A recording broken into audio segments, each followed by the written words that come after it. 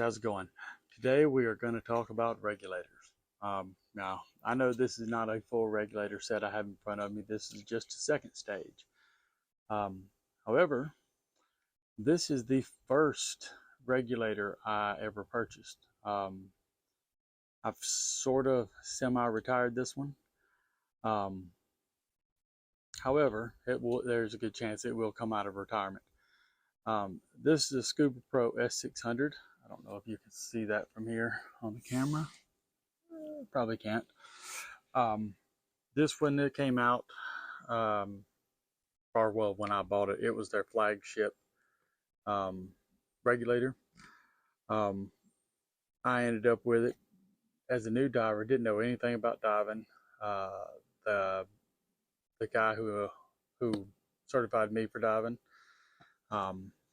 he had a couple of setups, and he would take me after I got certified. He'd take me with him to go dive, different places or whatever.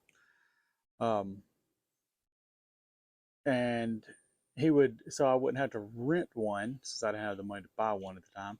He would loan me his setup, one of his, and it was a great setup. It was MK25 first stage, had the S600 primary second stage, and then S550 as your alternate.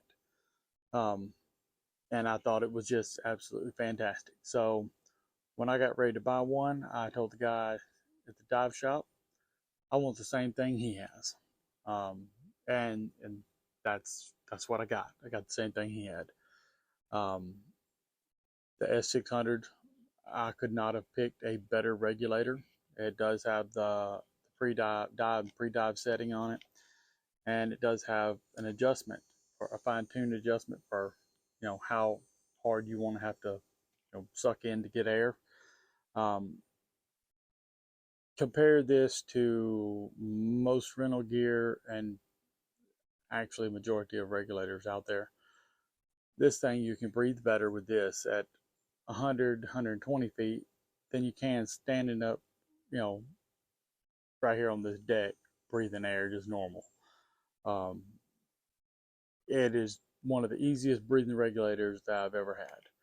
My only complaint about it is the same complaint I have with every single regulator there is on the market.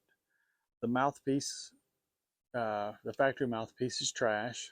When I first got my setup, I came into the dive shop. I'd probably dove it probably a dozen times at that point.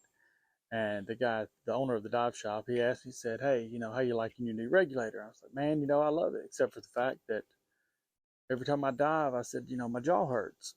And he looked at me and he said, "I can fix it." And I said, "Go to it." I didn't care what he had to do. I didn't care how much it cost. I just wanted it fixed. So he outfitted it with a Secure mouthpiece.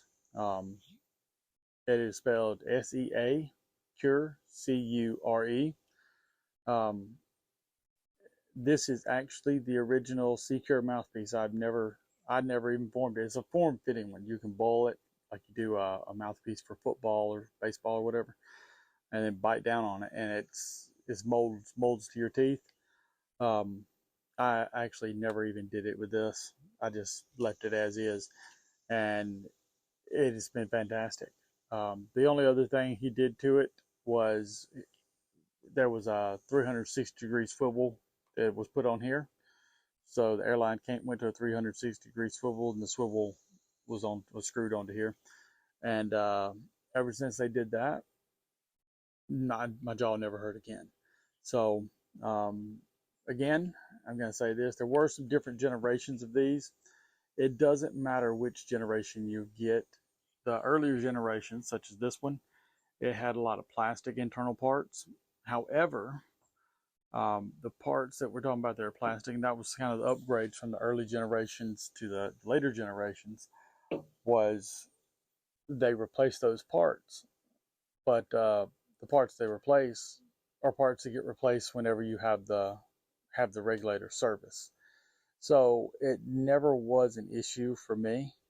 I mean, you service your regulator, what would happen is the parts they had in stock that were plastic for this regulator, When you had it rebuilt, that's the parts you got until they ran out of stock of the plastic ones, and then they end up putting metal ones in it anyway. So essentially, uh, the even though this is a Gen 2, if I remember right, even though it's a earlier generation, it ended up with the same parts as the later generations, which were the upgraded parts, which were metal.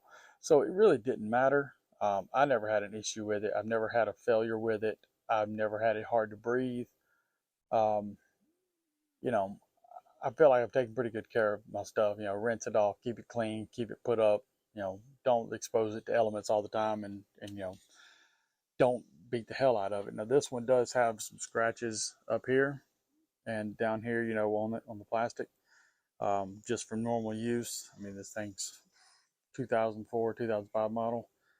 I am a little bit irritated. Last time I had service right here, there was a nice little cap that covered up that, and the person who serviced it lost that cap, and so I guess it's gone forever unless I tell Scubapro I want a new one. Um, so if you're looking for dive gear and you happen to come across, maybe you're on a budget, maybe you just want an extra set. If you come across Scubapro S600, um, it's a fantastic regulator. Just go have it rebuilt, and it should breathe fine.